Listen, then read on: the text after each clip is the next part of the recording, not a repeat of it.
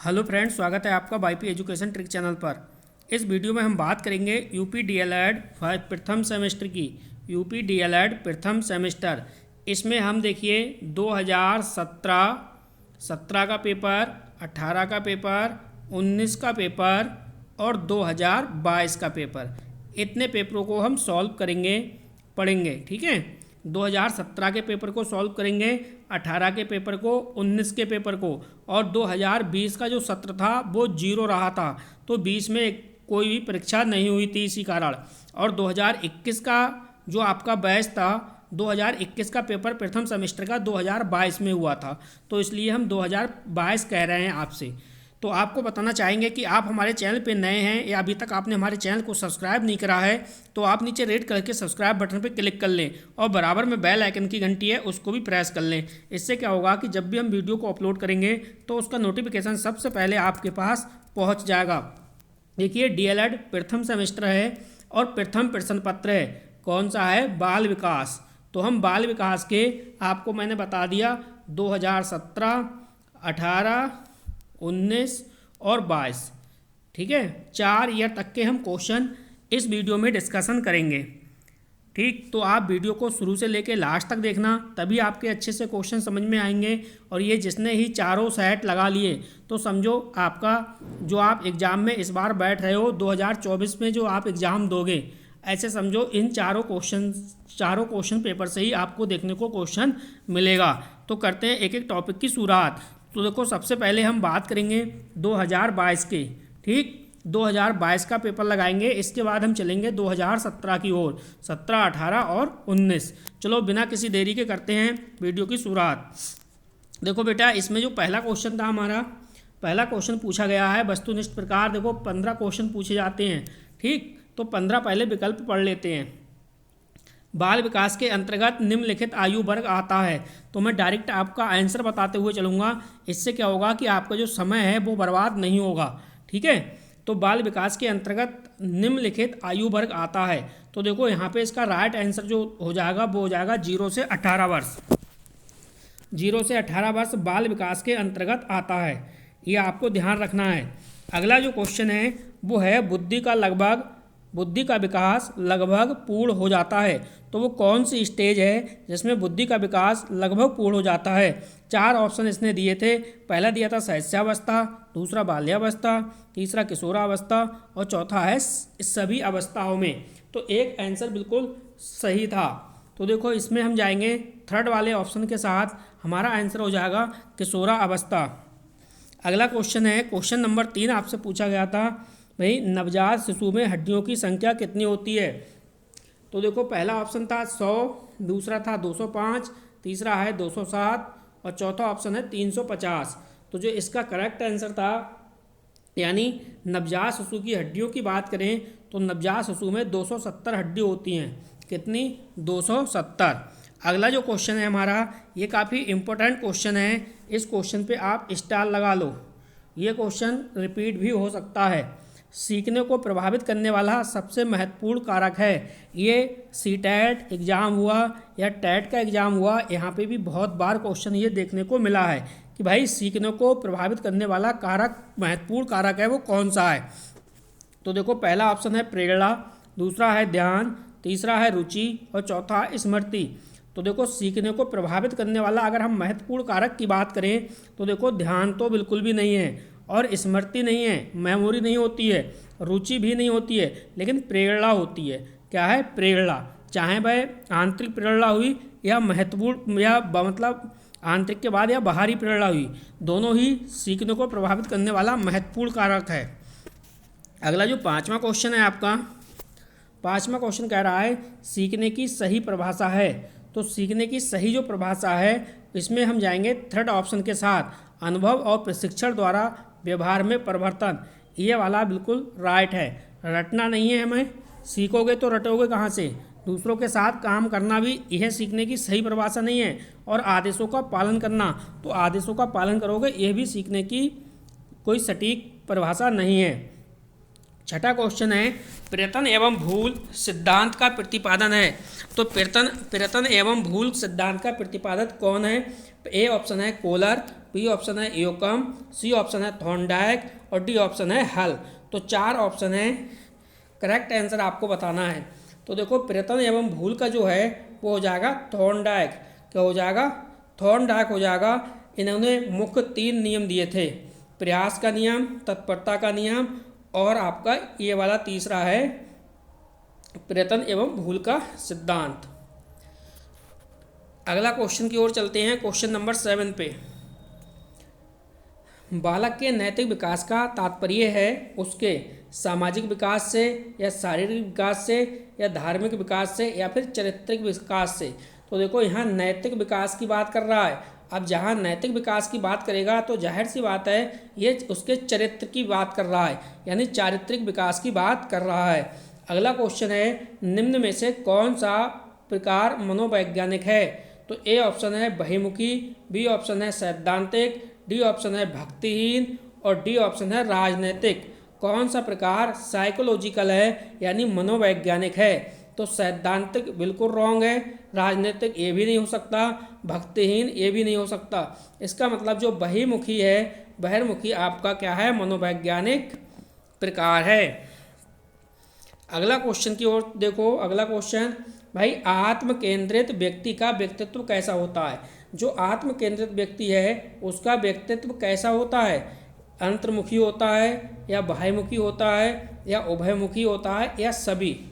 तो हम आत्म केंद्रित व्यक्ति की बात करें तो आत्म केंद्रित व्यक्ति का व्यक्तित्व जो होता है वो होता है अंतर्मुखी, यानी ए वाला ऑप्शन इसमें सही है। अगला क्वेश्चन की बात करें, क्वेश्चन नंबर 10। तो क्वेश्चन नंबर 10 देखो आप, चिंतन के साधनों में एक है। चिंतन के साधनों में एक क्या है? ए ऑप्शन है संकेत, बी ऑप्शन है रटना, सी ऑप्शन है गुणों का विश्लेषण और डी ऑप्शन है सामान्यीकरण। तो चिंतन के साधनों में एक है, इसमें हो जाएगा संकेत। पहला वाला ऑप्शन बिल्कुल सही है। अगला क्वेश्चन देखिए, क्वेश्चन नंबर 11 क्या पूछा गया है? 11 आपसे पूछा गया था कि बालक में अभिप्रेरणा उत्पन्न करने का प्रमुख स्रोत। तो इसमें क्या हो जाएगा? उद्दीपक, रुचि या फिर आवश्यकता या उपरोक्त सभी। तो बालक में अभिप्रेरणा उत्पन्न करने का मुख्य स्रोत क्या है? अगर हम इसकी बात करें, देखो यहाँ पूछा है बालक में अभिप्रेरणा उत्पन्न करने के लिए, मोटिवेशन उत्पन्न करने का सोर्सेज क्या है? तो भाई वो उद्दीपक भी है, आवश्यकता भी है, रुचि भी है, यानी उपरोक्त सभी वाला विकल्प यहाँ पे सही हो जाएगा। Question number 12। देखो बेटा क्वेश्चन नंबर 12 समझो आप। वीडियो को लाइक नहीं करा तो प्लीज़ जल्दी से वीडियो को लाइक कर दीजिए और वीडियो की लिंक को अपने सभी दोस्तों में और सभी ग्रुप में, डीएलएड के जितने भी ग्रुप हैं सभी में इसको शेयर कर दो, ताकि सभी बच्चे इस वीडियो से अच्छे से कुछ ना कुछ सीख के पेपर में बैठें। तो समझो बेटा, स्मृति। स्मृति एक आदर्श पुनरावृत्ति है, यह कथन किसका है? तो स्मृति एक आदर्श पुनरावृत्ति है, एक कथन है स्कॉट का। पहला वाला ऑप्शन बिल्कुल सही है। अगला क्वेश्चन है, सृजनात्मकता बालक यानी सृजनात्मक क्रिएटिविटी बालक की विशेषता क्या होती है? सृजनात्मक जो बालक है उसकी विशेषता क्या होती है? ए ऑप्शन है संवेदनशील होता है, बी ऑप्शन है परिहास प्रिय होता है, सी ऑप्शन है जिज्ञासु होता है और डी ऑप्शन है उपरोक्त सभी। तो देखो यहाँ पे उपरोक्त सभी नहीं होगा, परिहास प्रिय नहीं होता, संवेदनशील नहीं है, इसमें हो जाएगा ये जिज्ञासु होते हैं। कैसे होते हैं? जिज्ञासु होते हैं। अगला क्वेश्चन है इसमें, संवेग का प्रकार नहीं है।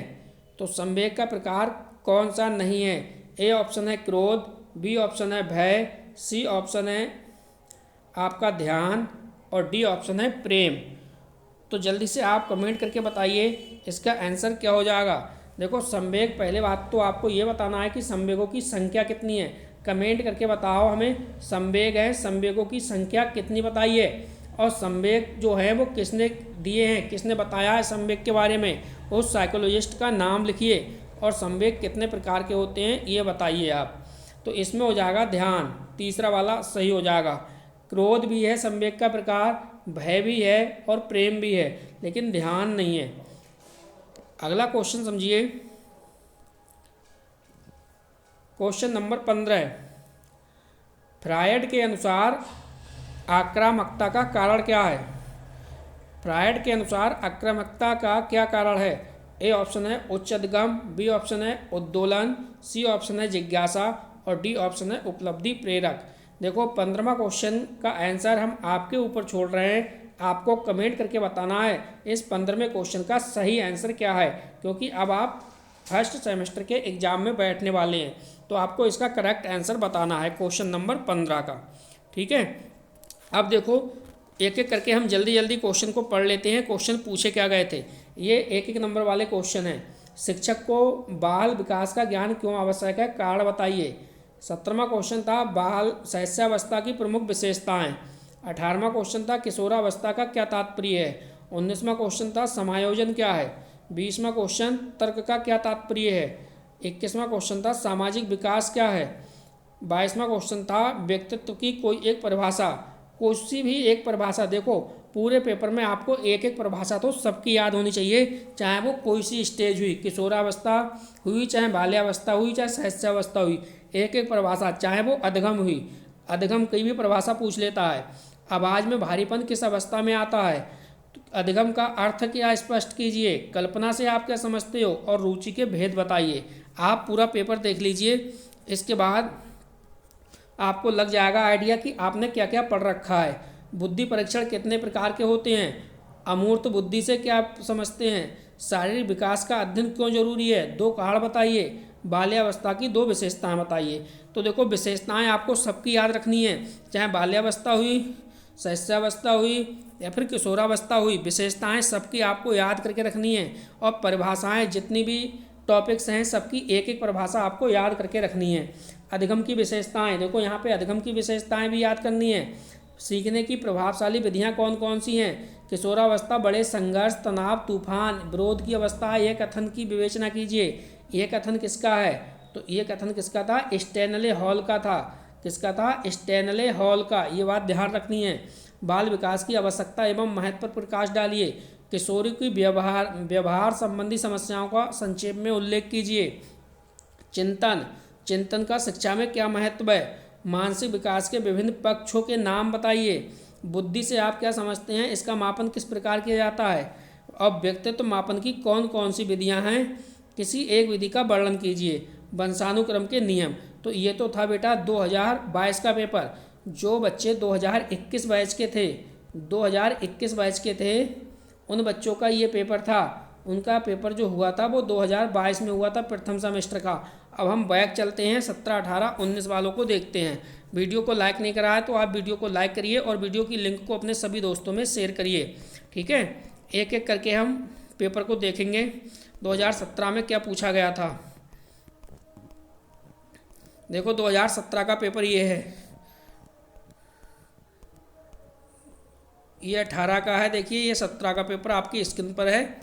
आपको एक एक क्वेश्चन फटाफट रिवाइज करा दे रहे हैं, आपको रिवीजन। देखो यहाँ कह रहा है बाल विकास की अवस्थाएं बताइए। तो बाल विकास की अवस्थाएं 3 होती हैं, शैशवावस्था, बाल्यावस्था और किशोरावस्था।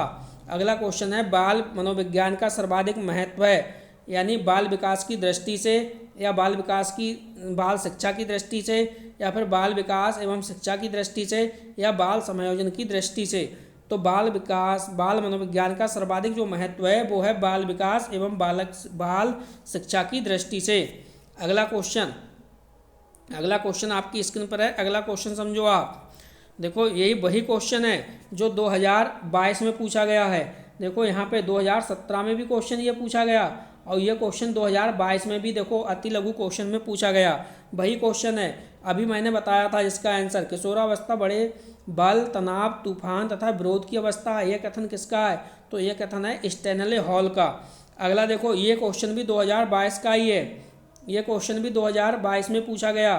अब यहाँ 2017 में भी पूछा गया और 22 में भी पूछा गया है। प्रयास एवं त्रुटि के सिद्धांत का प्रतिपादक कौन है, तो ये थॉर्नडाइक थे। कौन था, थॉर्नडाइक। ये 22 में भी पूछा गया, इसलिए मैं कह रहा हूँ आप पेपर को कंप्लीट देखिए। आपको पेपर 2023 में भी यहाँ से मिलेंगे क्वेश्चन। केंद्रीय प्रवृत्ति की माप का मानक नहीं है, ये आपको बताना है। तो पहला ऑप्शन है मध्यमान, दूसरा है मध्यांक, तीसरा है आपका प्रसार और चौथा है बहुलक। तो जल्दी से आपको इसका राइट आंसर बताना था। इसका करेक्ट आंसर क्या होगा? तो देखो यहाँ पे केंद्रीय प्रवृत्ति की माप की बात हो रही है। देखो मध्यमान होता है, मध्यांक भी होता है, बहुलक भी होता है, लेकिन प्रसार नहीं होता। तो इसने क्या पूछा है? केंद्रीय प्रवृत्ति का मापक नहीं है, तो प्रसार नहीं है। अगला क्वेश्चन है किशोरावस्था की विशेषताओं को सर्वोत्तम रूप से व्यक्त करने वाला एक शब्द है। किशोरावस्था की जो विशेषताएं हैं उनको सर्वोत्तम रूप से व्यक्त करने वाला एक शब्द है, कौन सा है? ए ऑप्शन है विकास, बी ऑप्शन है परिवर्तन, सी ऑप्शन है समायोजन और डी ऑप्शन है अस्थिरता। तो इसका राइट आंसर क्या हो जाएगा? तो देखो किशोरावस्था की विशेषताओं को अगर हम सर्वोत्तम रूप से व्यक्त करने वाला शब्द ढूंढें तो वो है बेटा परिवर्तन, यानी बी वाला ऑप्शन इसका बिल्कुल सही हो जाएगा। अगला क्वेश्चन देखो इसने दे रखा है कि भाई बाल विकास को प्रभावित करने वाला कारक नहीं है। तो बाल विकास को प्रभावित करने वाला कारक नहीं है, कौन नहीं है? पोषण, बी ऑप्शन है लिंग भेद, सी ऑप्शन है संस्कृति और डी ऑप्शन है तनाव। तो इसमें से एक आंसर सही है, एक विकल्प आपका सही है। बाल विकास को प्रभावित करने वाला कारक नहीं है, वो आपको बताना है। देखो पोषण का प्रभाव बाल विकास पे पड़ता है, तो ये तो है। लिंग भेद का भी पड़ता है, ये भी है, और तनाव का भी पड़ेगा प्रभावित करने वाला, ये भी बाल विकास को प्रभावित करेगा। लेकिन भाई जो संस्कृति है ये बाल विकास को प्रभावित नहीं करेगी। अगला जो क्वेश्चन है अभ्यास और अनुभव के द्वारा व्यवहार में होने वाला परिवर्तन क्या कहलाता है? तो अभ्यास और अनुभव के द्वारा व्यवहार में होने वाला परिवर्तन क्या कहलाएगा? ए ऑप्शन है अवधान, तो अवधान तो होगा नहीं। प्रेरणा, तो प्रेरणा भी नहीं कहलाएगा। प्रतिकार भी नहीं कहलाएगा। क्या कहलाएगा? अधिगम कहलाएगा। क्या कहलाएगा? अधिगम। अगला क्वेश्चन है पदों के योग में पदों की संख्या से भाग देने पर जो प्राप्त होता है वो क्या कहलाता है? अब देखो पदों के योग में अगर आप पदों के योग में पदों की संख्या से भाग दोगे तो क्या कहलाएगा? देखो प्रसरण तो आपका होगा नहीं, मध्य का भी नहीं होगा, बहुलक भी नहीं होगा, क्या होगा? समांतर माध्य। समांतर माध्य बराबर क्या होता है? पदों की संख्या पदों का योग बटे पदों की संख्या। जब डाटा किस प्रकार से दिया गया हो, एक होता है वर्गीकृत, दूसरा होता है अवर्गीकृत। तो जो अवर्गीकृत रूप में दिया गया होता है उसमें यही वाला सूत्र लगता है। अगला क्वेश्चन नंबर 10 देखिए, बालक में स्वतंत्रता की आकांक्षा किस अवस्था में प्रबल हो जाती है? देखो यहाँ पे कह रहा है स्वतंत्रता की आकांक्षा किस अवस्था में प्रबल होती है? ए ऑप्शन है किशोरावस्था, बी ऑप्शन है शैशवावस्था, सी ऑप्शन है बाल्यावस्था और डी ऑप्शन है प्रौढ़ावस्था। तो जल्दी से इसका करेक्ट आंसर आपको बताना है। देखो बालक की बात कर रहा है, बालक में स्वतंत्रता की आकांक्षा किस अवस्था में प्रबल हो जाती है? तो वो है किशोरावस्था। ए ऑप्शन बिल्कुल सही हो जाएगा। अगला क्वेश्चन है 11वां देखो क्या कह रहा है, जिन तथ्यों को भूतकाल में सीखा जा चुका है उन्हें स्मरण करना ही स्मृति है, यह कथन किसका है? तो ये 4 साइकोलॉजिस्ट हैं, 4 मनोवैज्ञानिक आपके सामने हैं। पहला है रॉस, दूसरा है वुडवर्थ, तीसरा है रायबर्न, चौथा है स्किनर। तो जल्दी से बताइए इसका करेक्ट आंसर क्या होगा? जिन तथ्यों को भूतकाल में सीखा जा चुका है उन्हें क्या कहते हैं? उन्हें स्मरण करना ही स्मृति कहलाता है। ये कथन है बेटा वुडवर्थ का, यानी बी ऑप्शन के साथ जाएंगे हम। अगला देखो है ये वाला परीक्षण है आपका व्यक्तित्व का मापन का। व्यक्तित्व मापन का परीक्षण आ गया। CAT परीक्षण किस आयु के वर्ग के बच्चों के लिए व्यक्तित्व का मूल्यांकन करने हेतु प्रयुक्त होता है? तो देखो कितने से कितने वर्ष के बच्चों के लिए है ये पूछ रहा है। तो पहला है 1 से 5 वर्ष, बी ऑप्शन है 3 से 11 वर्ष, सी ऑप्शन है 11 से 13 वर्ष और डी ऑप्शन है 11 से 15 वर्ष। तो भाई CAT परीक्षण आपको बताना है कि भाई CAT जो परीक्षण है वो किस आयु वर्ग के बच्चों के लिए है। तो मैं आपको बता दूं, पहले आपको बता दूं CAT परीक्षण का जो जनक है वो कौन है? तो CAT परीक्षण का जनक है वो है लियोपोल्ड बैलक।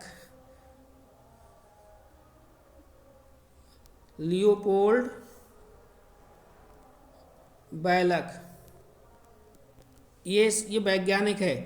और कब से कब तक? तो ये करता है 3 से 11 वर्ष के बच्चों के लिए है ये। अब देखो यहाँ पे आगे देखते हैं, संवेग का प्रकार नहीं है। अब देखो ये जो संवेग की बात कर रहा है, संवेग का प्रकार नहीं है, ये 2022 वाले पेपर में पूछा गया है। अब देखो 2017 से 3 से 4 क्वेश्चन मिल गए, 3 से 4 क्वेश्चन ऐसे मिल गए जो 2022 वाले पेपर में आ गए हैं। तो आप समझ लो इन टेस्ट सीरीज को लगाना कितना महत्वपूर्ण है। इन 4 वर्ष के पेपर को लगा लो, आपका काम हो जाएगा, आपका भला अवश्य होगा। संवेग का प्रकार नहीं है तो सीधे सीधे अभी जो हमने सॉल्व किया है वो क्या हो जाएगा, ध्यान। क्या नहीं है, ध्यान नहीं है, यानी क्रोध भी है, भय भी है और प्रेम भी है। अगला ऑप्शन है प्रतिभाशाली बालक की बुद्धि लब्धि होती है। तो देखो प्रतिभाशाली जो बालक होता है उसकी जो बुद्धि लब्धि होती है वो होती है 140 से अधिक। कितनी होती है, 140 से अधिक। अगर हम सामान्य बुद्धि लब्धि की बात करें तो सामान्य जो बुद्धि लब्धि होती है वो होती है बेटा 90 टू 110।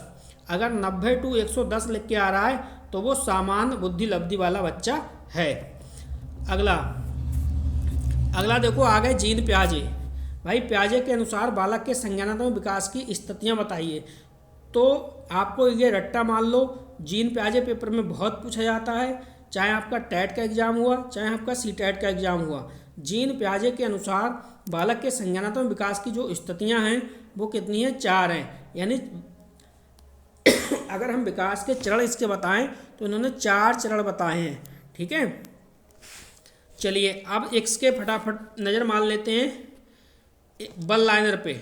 बल लाइनर क्वेश्चन क्या है, जो भी क्वेश्चन आपको याद नहीं है, इनमें से जो भी क्वेश्चन आपको बताए जा रहे हैं, कोई भी क्वेश्चन याद नहीं है तो उसको आपको याद अवश्य करना है। क्वेश्चन देखो इसमें पूछा गया है बुद्धि लब्धि निकालने का सूत्र। तो बुद्धि लब्धि बराबर होता है मानसिक आयु बटे वास्तविक आयु इंटू 100। और सृजनात्मक जो बच्चे होते हैं वो क्या होते हैं, तो उनकी बुद्धि जो होती है तीव्र होती है, बहुत तेज होती है, झट से सोचने और समझने की क्षमता रखते हैं। व्यक्तित्व की एक परिभाषा देखो, पर्सनालिटी की एक परिभाषा आपको याद कर लेनी है। रोसा परीक्षण विधि को किस मनोवैज्ञानिक ने दिया था, तो हरमन रोसा वाला है ये। मध्यमान का उपयोग कब किया जाता है, मध्यांक की एक परिभाषा लिखिए। सीखने के वक्र में सीखने में उन्नति किस रूप में प्रदर्शित की जाती है, ये आपको पठार पढ़ने पड़ेंगे, वक्र पढ़ने पड़ेंगे सब। बालक की बुद्धि कब रुक जाती है, देखो यहाँ पे बुद्धि नहीं कह रहा है, वृद्धि कह रहा है। वृद्धि कब रुक जाती है। टी का संबंध किससे है ये बताना है आपको। स्मृति का मुख्य कार्य क्या होता है, यानी मेमोरी का काम क्या होता है। अब देखो यहाँ पे कह रहा है ये सक्रिय विस्मृति क्या है, तो देखो विस्मृति आपको याद रखनी है, किसी चीज़ को याद करके भूल जाना क्या कहलाती है, विस्मृति। ये ध्यान रखना है आपको। अभिप्रेरणा का अर्थ, हल के अनुसार सीखने की प्रक्रिया का आधार क्या है, और सीखने की एक परिभाषा लिखिए। बच्चों के भाषा विकास में अवरोधक के 2 कारण बताइए। ठीक है, ये बल लाइनर वाले थे। अब देखो यहाँ से अति लघु क्वेश्चन पूछे गए हैं, तो अति लघु क्वेश्चन पे ही नज़र मार लेते हैं। बाल विकास की आवश्यकता, बालक में संवेगात्मक विकास कैसे होता है, बच्चों में सृजनात्मक क्षमता का विकास किस प्रकार किया जाता है, बहिमुखी व्यक्तित्व और बच्चों में कल्पना शक्ति का विकास किस प्रकार किया जाता है। देखो यहाँ से ही आपको पेपर में देखने को मिलेगा। ये क्वेश्चन जितने भी हैं आपको बताए जा रहे हैं, ये याद कर लेना। कोलर का देखो आया है, कोलर का सूझ अंतर्दृष्टि का सिद्धांत, ये याद करना है। लर्निंग थ्योरी जितनी है सारी याद करनी है। अनुकरण द्वारा सीखने से क्या आशय है, बाल विकास एवं वंशानुक्रम। बाल विकास और वंशानुक्रम से भी खूब क्वेश्चन पूछे जाते हैं। बच्चों में कल्पना शक्ति का विकास किस प्रकार किया जाता है। सीखने के पठार, मैंने कहा था आपको सीखने के पठार भी याद करने हैं, और स्मृति के प्रभावी कारक। ये था 2017 का पेपर। अब 2018 के पेपर में की बात करेंगे। देखो 2018 के पेपर में क्या था, अभी हमने जो पिछला पेपर देखा ये 2017 का पेपर देखा।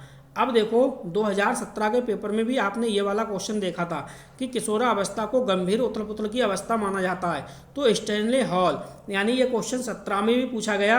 अब देखो 2018 में भी आ गया, और आपका ये क्वेश्चन 2022 में भी आया था।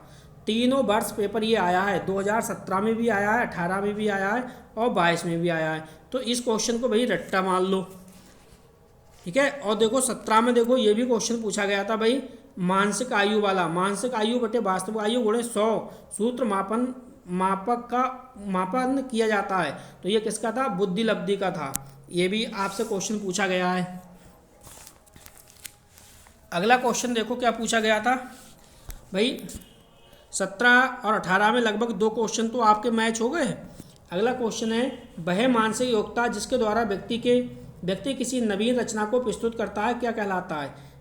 तो देखो यह भी क्वेश्चन आपका पूछा गया था, थोड़ा सा चेंज कर दिया है इसने, बकाया क्वेश्चन सेम है। वह मानसिक योग्यता जिसके द्वारा व्यक्ति के किसी नवीन रचना को प्रस्तुत करता है, तो भैया वो सृजनात्मकता होती है। और अभी पूछा गया था पिछले बार 2017 वाले पेपर में कि सृजनात्मक बच्चे कौन से होते हैं। तो देखो वही बात है, क्वेश्चन को थोड़ा सा घुमाया उसने और वही बात दोबारा पूछ ली। अगला क्वेश्चन समझो आप, क्वेश्चन नंबर 4, शारीरिक रचना, बुद्धि, रुचि, व्यक्तित्व आदि में एक व्यक्ति दूसरे व्यक्ति से भिन्न होना क्या कहलाता है। तो देखो यहाँ पे शारीरिक रचना की बात कह रहा है, तो वो क्या कहलाएगा आपको ये बताना है। तो देखो शारीरिक रचना हुई, बुद्धि रुचि हुई, व्यक्तित्व में एक दूसरे से भिन्न क्या कहलाएगा, तो ये हो जाएगी व्यक्तिक भिन्नता। क्या हो जाएगी, व्यक्तिक भिन्नता। अगला क्वेश्चन है, संज्ञानात्मक क्षमता की कमी से व्यक्तित्व को कठिनाई होती है, तो आपको इसका आंसर बताना था। भाई संज्ञानात्मक क्षमता की कमी से व्यक्तित्व को कठिनाई होती है शारीरिक विकास में, बौद्धिक विकास में, व्यावसायिक विकास में या समायोजन में। अगर संज्ञानात्मक क्षमता की कमी है तो किसमें आप बच्चे को प्रॉब्लम होगी, किसमें होगी, बौद्धिक विकास में। बी ऑप्शन के साथ जाएंगे। अगला देखो, सिगमंड फ्राइड की बात करें तो सिगमंड फ्राइड को आप रट्टा मान लो, यहाँ से क्वेश्चन पेपर में देखने को मिलेगा।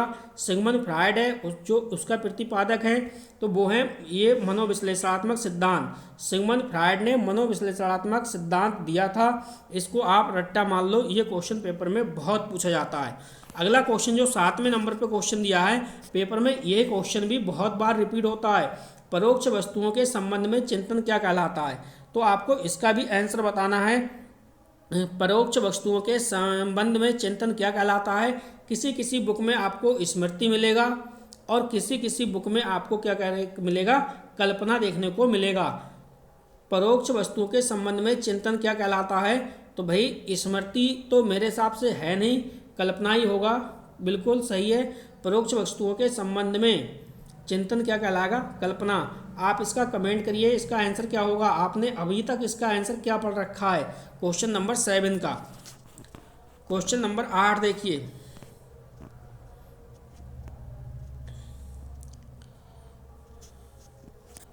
किसी समस्या का समाधान करने के लिए गत अनुभवों को नए ढंग से समायोजित किया जाना क्या कहलाता है।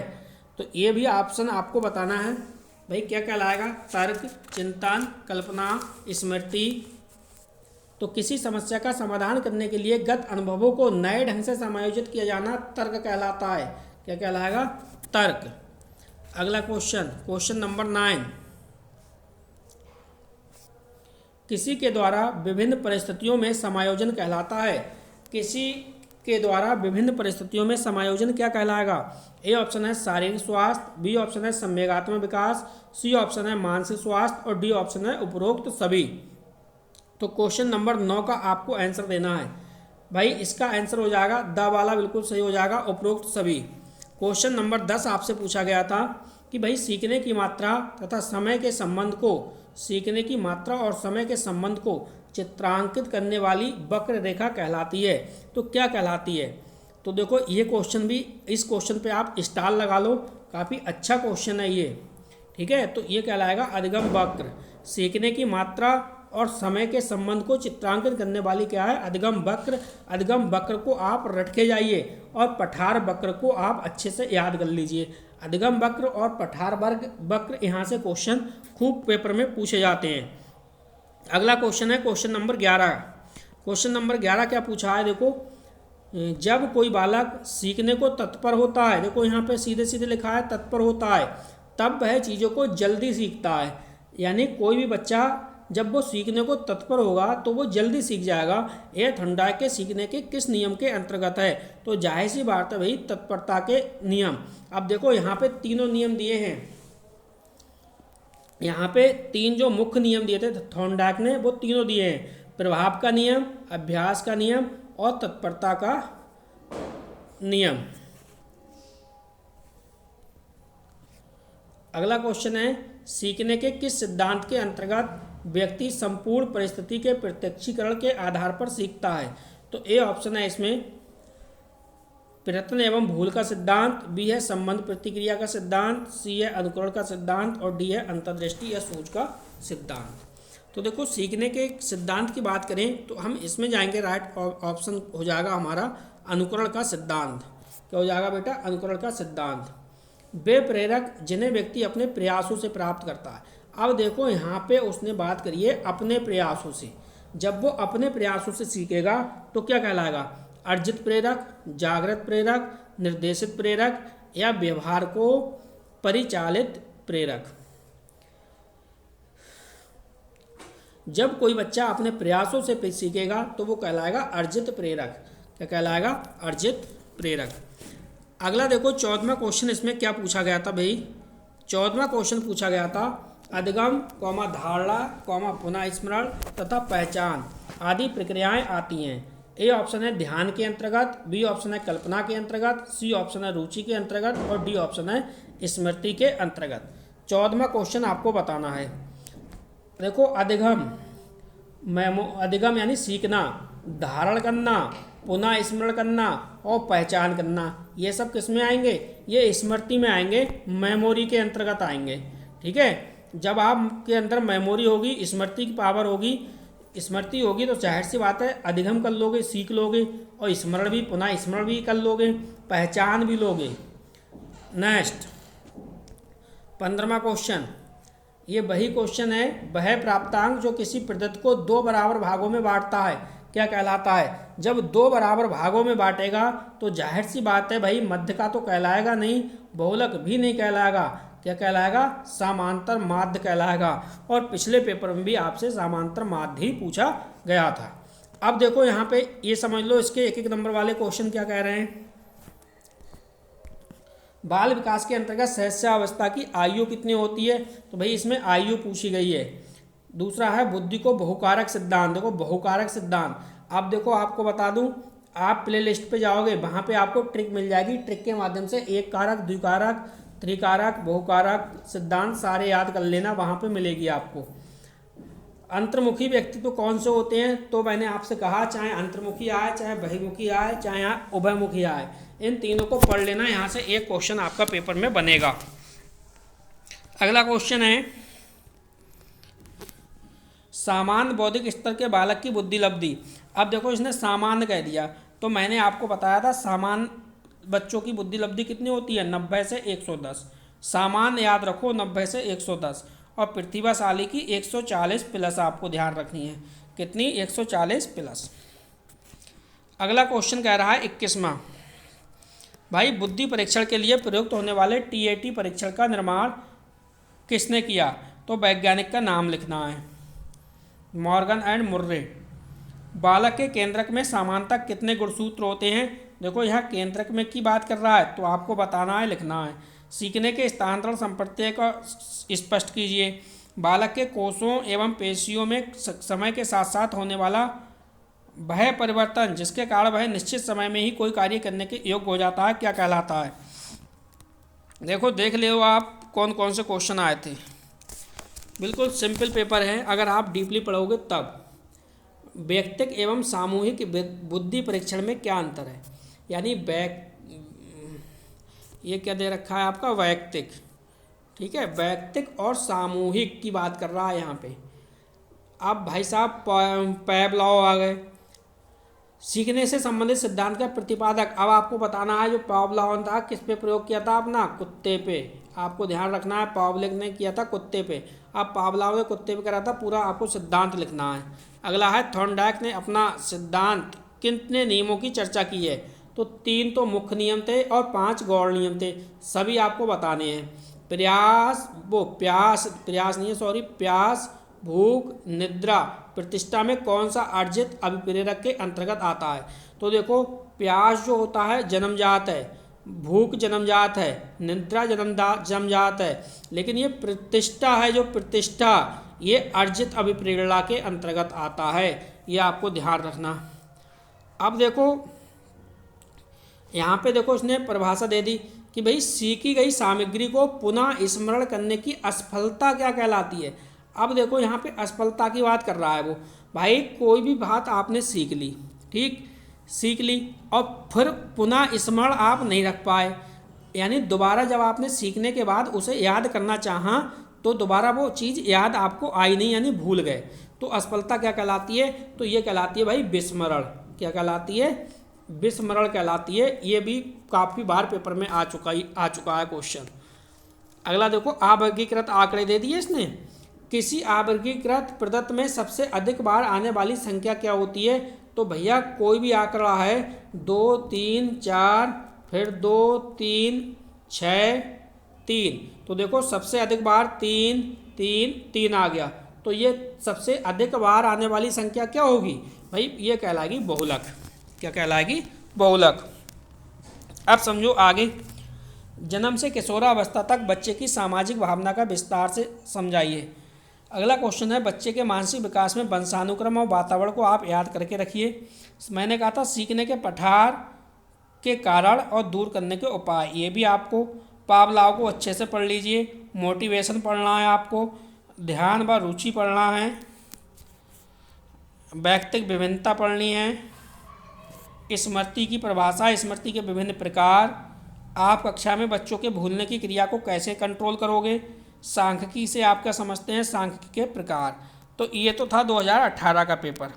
अब देखो 2019 के पेपर की ओर चलते हैं। 2019 का पेपर भी आपकी स्क्रीन पे लग चुका है, ठीक है। तो देखते हैं 2019 का पेपर।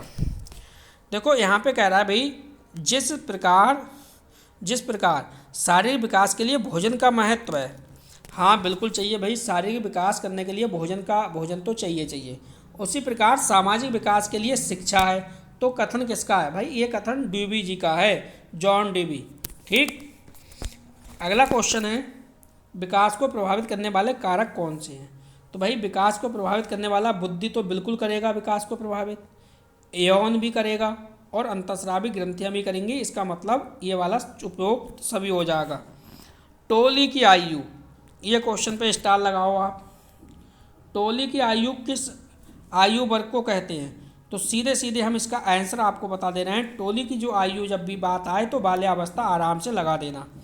अगला क्वेश्चन है, देखो ये भी आपका स्टेटमेंट है, काफ़ी अच्छा है, फेमस है। मनुष्य को जो कुछ बनना होता है प्रारंभ के 4 से 5 वर्षों में ही बन जाता है। किसने कहा है ये? सीधे कह रहा है कि मनुष्य को जो भी कुछ बनना होता है वो 4 से 5 वर्षों में बन जाता है। तो ये कौन है? फ्रायड है। अब आप इसको कैसे याद करोगे? देखो मनुष्य को जो भी कुछ बनना है प्रारंभ के 4-5 वर्षों में बन जाता है, तो ये ध्यान रखना, ये बात क्या है? फ्रॉड है। ये फ्रॉड कर रहा है कि ऐसा नहीं है। तो फ्रॉड से आपको ध्यान रखेगा फ्रायड, फ्रॉड से क्या रहेगा? फ्रायड। भाई ऐसा तो नहीं है कि कोई किसी को जो भी कुछ बनेगा वो प्रारंभ के 4-5 वर्षों में बन जाएगा, ये क्या ऐसा है? मुझे नहीं लगता ऐसा है। देखो मैंने 50-50%, 45%, 48% वाले IAS PCS बनते देखे हैं। तो ये क्या बात हुई कि भाई प्रारंभ में ही 4-5 वर्षों में ही जो भी कुछ बनना होता है बन जाता है। तो इस प्रकार से आप याद कर लेना कि ये फ्रॉड है, ये गलत कह रहा है, फ्रॉड है। फ्रॉड से क्या है?